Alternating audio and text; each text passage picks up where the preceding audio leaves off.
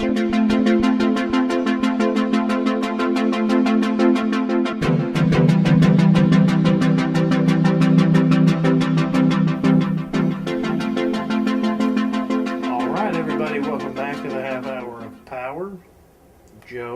This is Jesse. Hey Jesse, how you doing? You have a good week? I did have a good week. It started snowing and made me feel like how much I hate snow. And I want to go out there and move to Florida. Well, I am happy that it snowed. Bah humbug to you, sir. And if that makes you angry and sad and want to move out of the state, then that makes me happier. At least it's not based on the election or anything like that. That's true, yeah. So we're going to talk about Office Christmas Party following our Christmas movies we're going to be doing this month. Is it still December? Or is December done yet? Still September, still. Still December. Okay. Office Christmas Party. So, Rotten Tomatoes, what do you think about that? Did you look that up?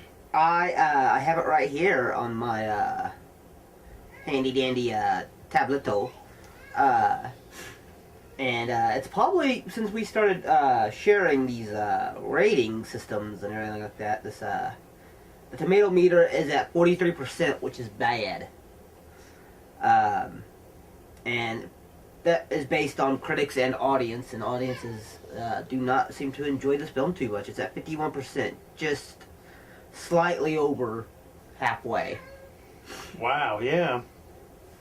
43%, 51 audience score. Yeah. I don't know, that just seems kind of where it should be for a movie like that. Yeah. Don't you think, or no? Or am I have nothing to base that on. It's just a guess, just a gut instinct. I think it's one of those things where I had to question, when somebody walked in this movie, what did they want from it? I don't know. I mean, that's a good question. There's many others. Yeah. That we could talk about. Like, I didn't know what that was supposed to be. It really. What did you say about it? You said something about the Jason Bateman story. Oh, And I thought after you said that, I was like, well, that's the whole movie, really. I thought it was the most predictable, kind of least interesting part of the movie. But all those other little... Because there's one main story, that's the Jason Bateman. Then there's the T.J. Miller story and his relationship with Jennifer Aniston. And then, Randall Park, the guy from Fresh Off the Boat, and the secretary, and the guy who hires the hooker. They all had, these little... There's all these other tiny stories, too, but in the end they culminate.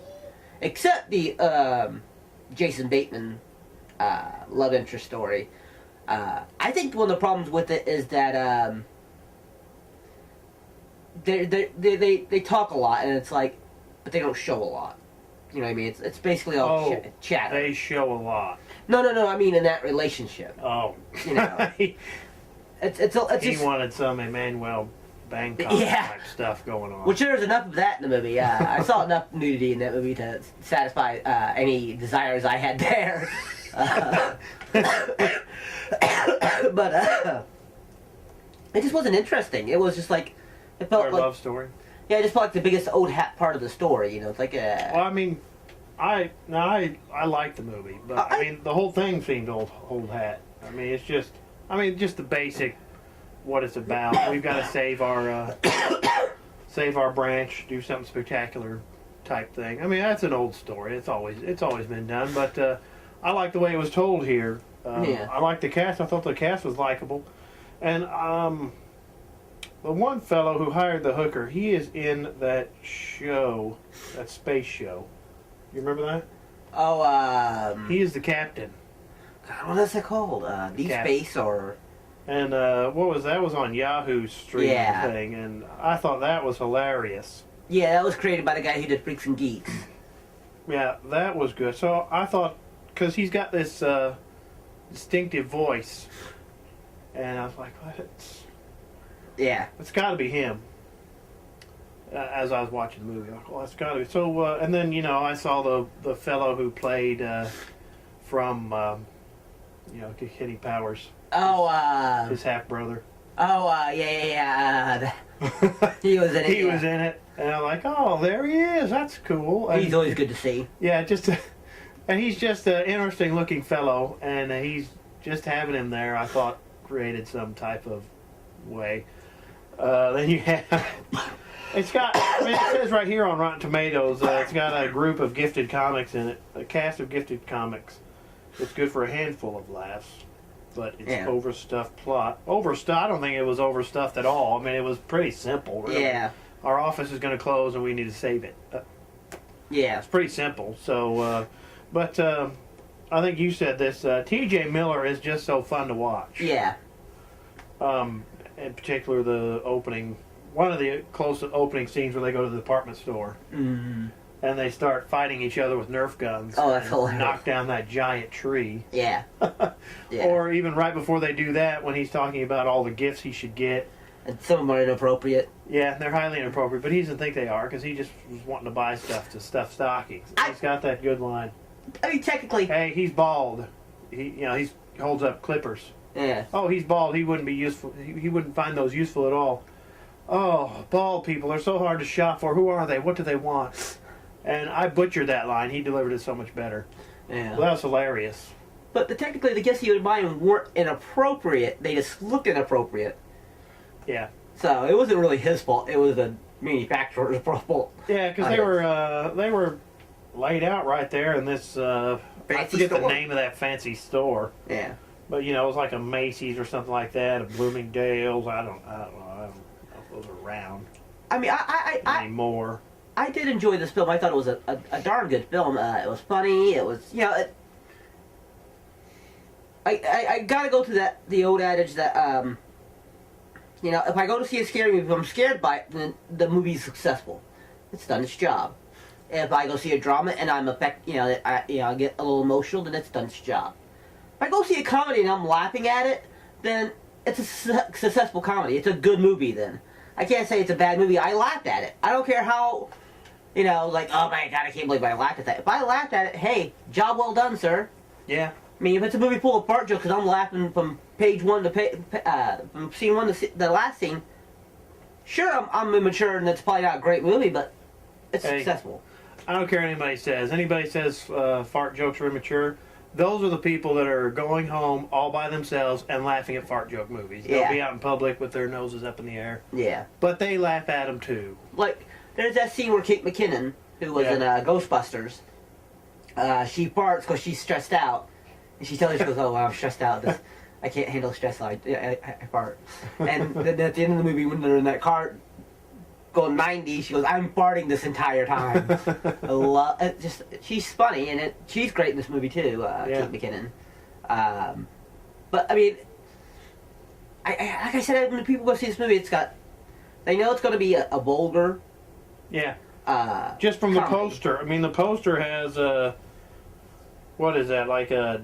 Looks like a guy in his underpants sitting on the floor with a Santa beard. A lady fell off a table. Yeah. The window is shattered. Santa Claus looks like he could be peeing out the window on the poster. So, yeah, it's going to be one of those movies. Yeah. I mean, I don't know what was expected of it. Because people are like, oh. It's like.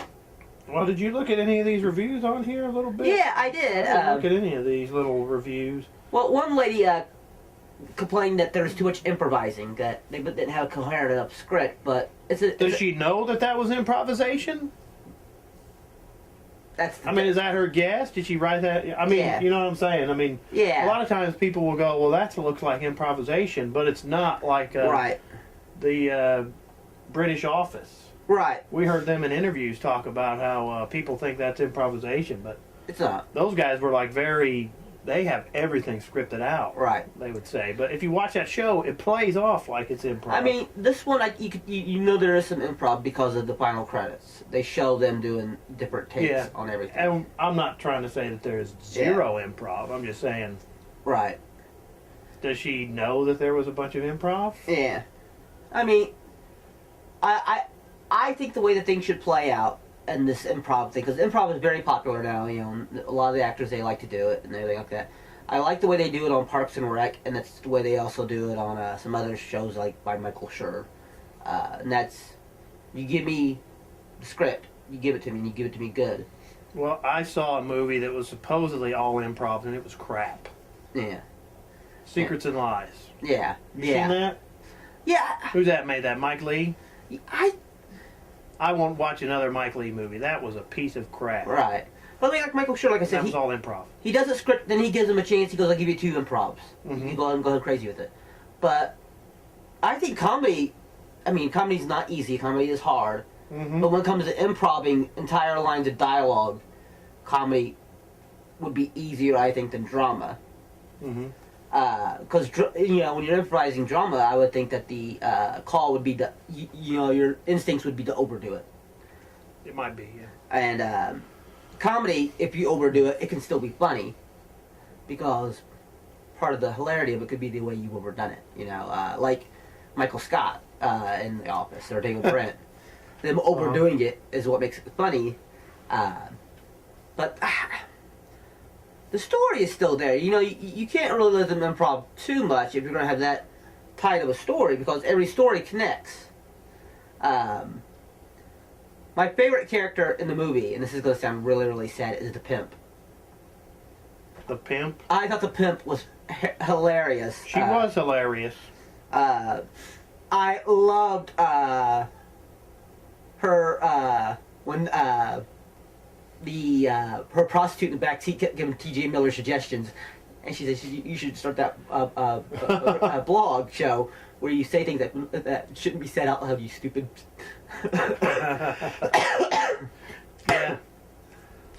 Yeah, because he had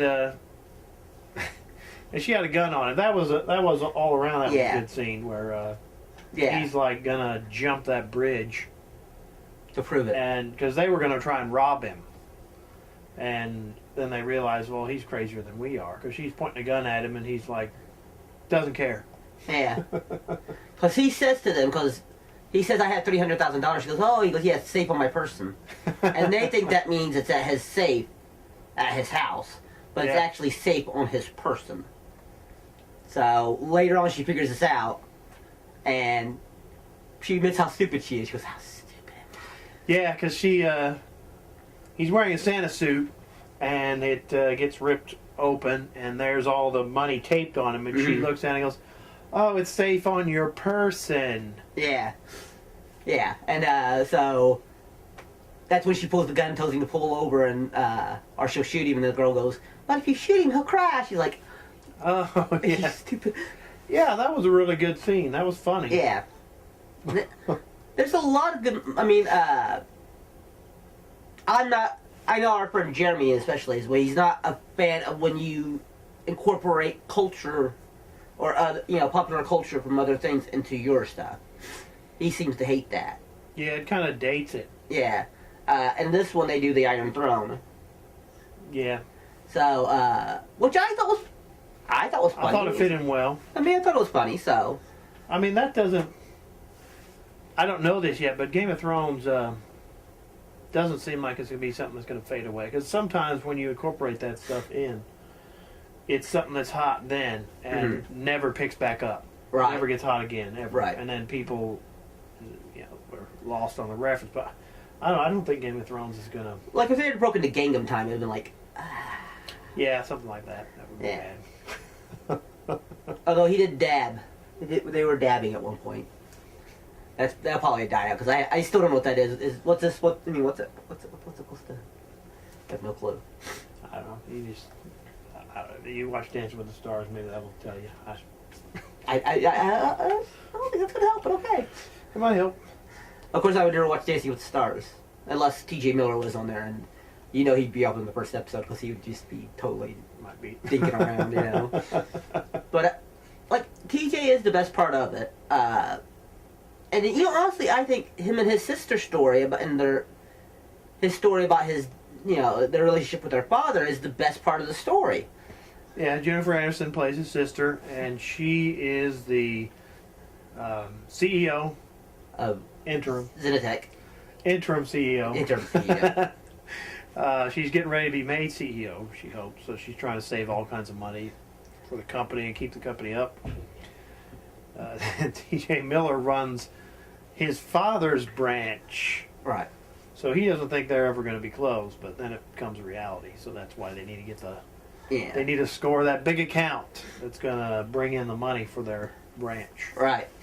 Right. And they also have their own, like, she believes that their dad liked him more than he did her.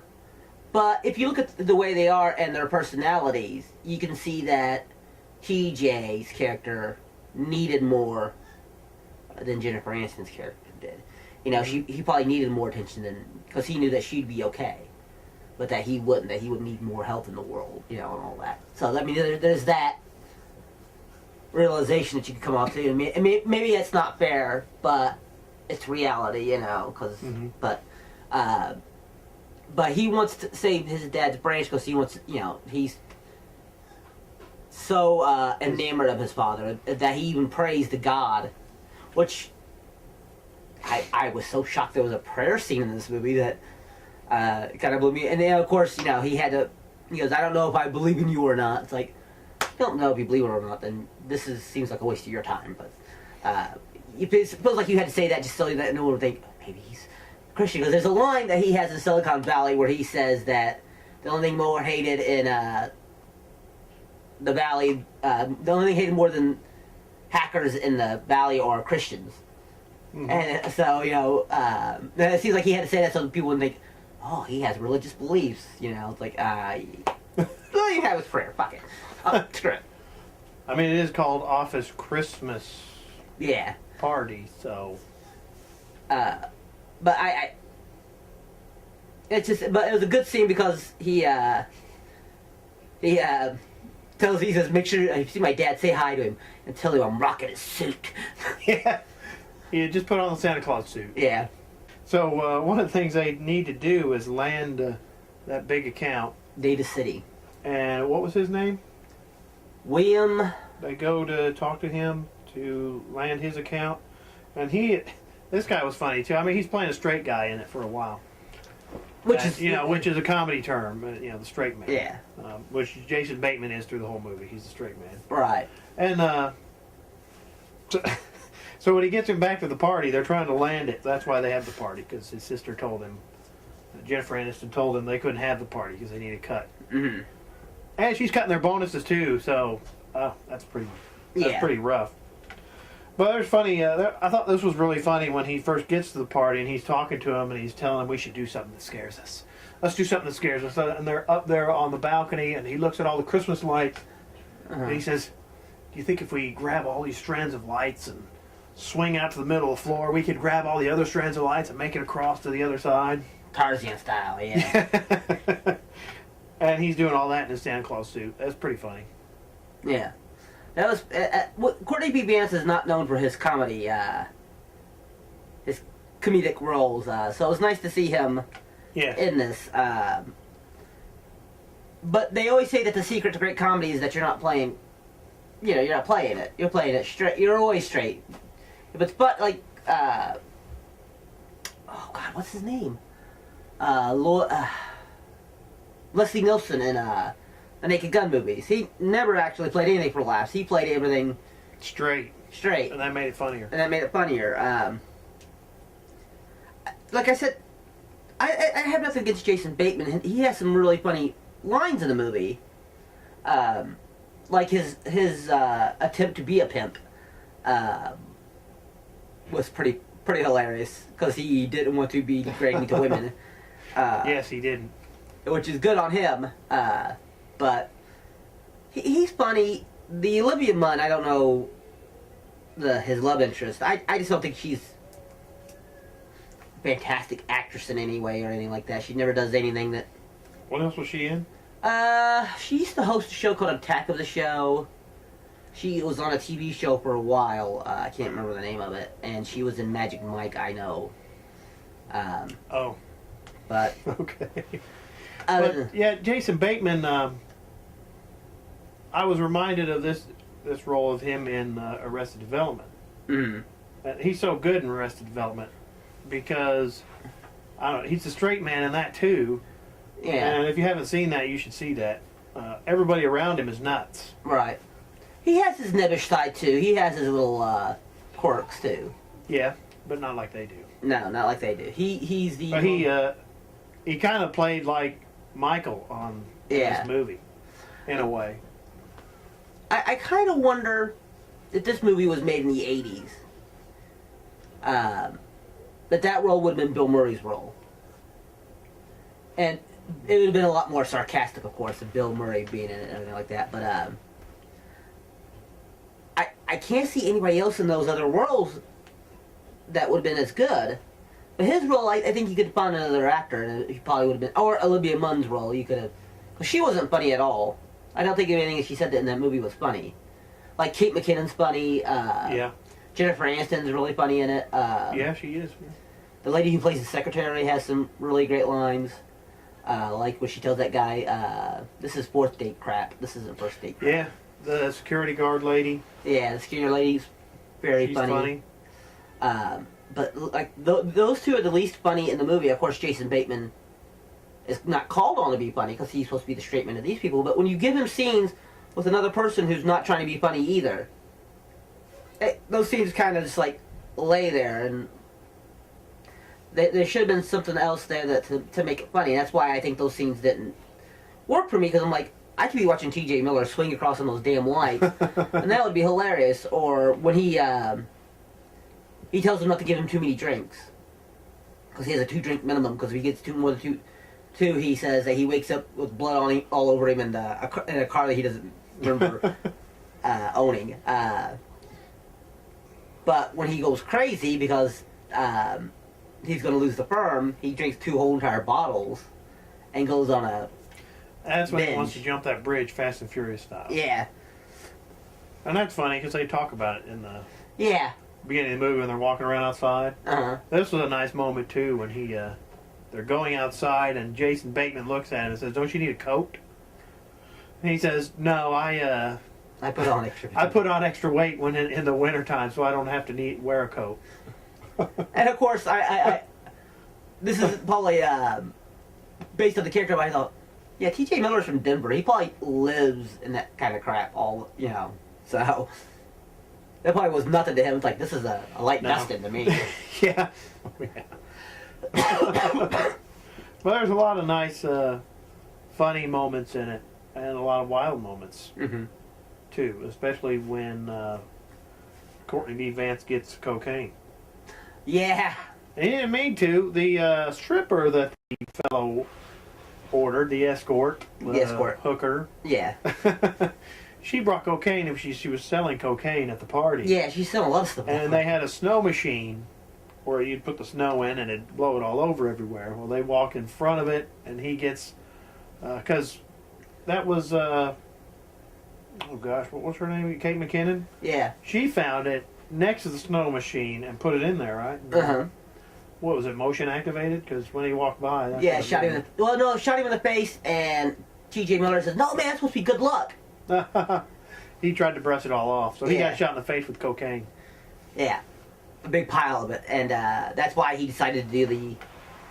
Yeah, that's when he went really nuts. And did the line. Actually swung across there, and... He didn't get that far. That was quite a thud. Yeah. And that's when you find out that they won't ever get his business because he's been fired from that company. Yeah, so he couldn't do business with them anyway. Yeah. But they figure out how to save their company with something they alluded to early in the movie. Yeah, airware. Airware, where you could connect to the internet with anything, as long as there's electricity. Yeah. That sounds like one of those, that sounds like movie signs to me. You know what I mean? I don't know if it is, but... Yeah. But, yeah, so... That saves the day, because they actually destroy the... the office is destroyed, yes. They destroy the internet in the city, all the city of Chicago. Yeah. T.J. Miller did that by trying to jump the bridge. Yeah, he rammed his car into it, yeah. And that wasn't his fault either, though. No, that was not his fault. He was going to go across the bridge, but they They slammed into him. What did they hit him and knocked him. He went to a snowbank and just happened to run into the building that had all the internet services. Jennifer Aniston grabbed the car wheel. Yes. Slid him into it, yeah. But I guess the major important question in this movie is that if it made you laugh, then it's a good movie, right? Would you say it's a great movie? Would you say it's one of the best comedies you've ever seen? No. I mean, how would you place it, I guess, is the question. I was entertained by it. I enjoyed it. Yeah. I mean, it's not like, I mean, there are a few comedies where I've actually seen in the theater that I laughed so hard that I thought I was going to die. Basketball for me. Yeah. South Park the movie. Team America. Bean. Bean had me laughing really hard. But you can only name one? You can't name more? Oh, no, those ones that you named were ones that I would agree with. Can you name one different? When I first saw Ghostbusters, I laughed so hard I thought I was going to fall on my chair. Wait. Which Ghostbusters? The first Ghostbusters. The first one in the reboot series? The original. Okay. I'm going to use the word the original. Alright. That one made me laugh really, really stupid hard that I thought I was going to die.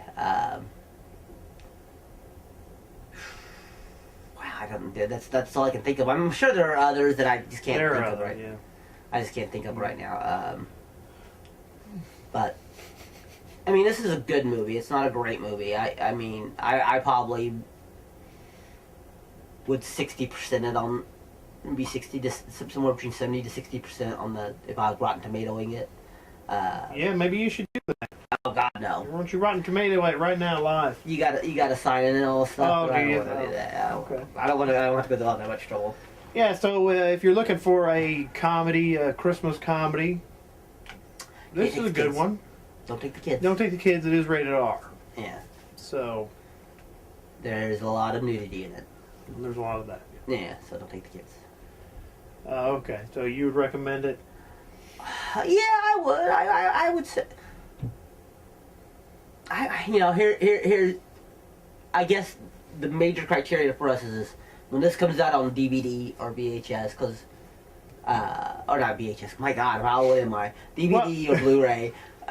Would you buy it? Is this a movie you would add to your collection? I'd buy it eventually, but see, even now that question is outdated. Yeah, it's kind of moot. Yeah, because would you watch it on Netflix? I'd watch it on Netflix. You'd watch it on Netflix, but yeah, that's... Yeah, I mean, see, now everything is so different. When we used to say that, that made sense because streaming wasn't as prevalent as it is now. You got so many different streaming options that... But, okay, I wouldn't sign up for Netflix just because I thought, oh man, Elvis Christmas Party's on.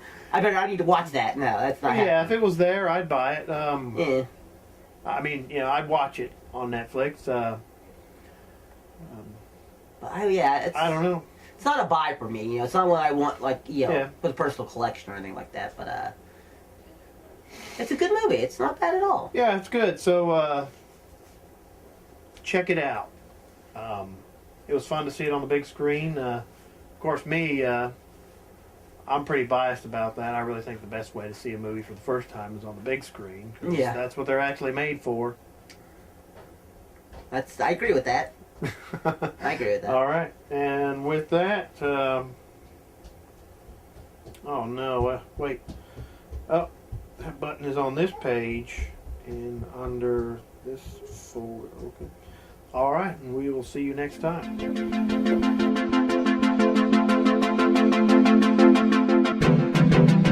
How dare you, sir?